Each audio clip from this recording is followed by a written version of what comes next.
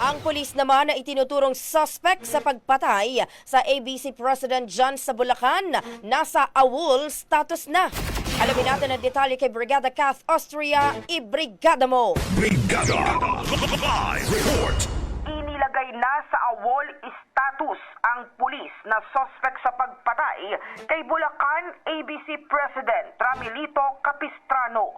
Bukod sa kinakaharap na kasong 2 counts of murder ni Police Staff Sergeant Ulysses Hernani Castro Pascual matapos masawi rin ang driver ni Capistrano sa pananambang nitong October 3. Inihahanda na rin ng PNP ang kasong insubordination laban sa kanya.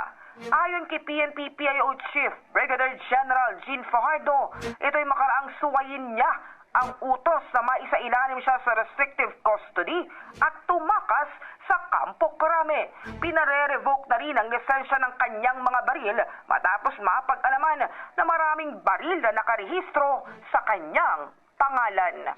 In the heart of changing lives, ito si Brigada Kath Austria ng 105.1 Brigada News sa Manila, The Music and News Authority. Brigada Balita sa Umaga.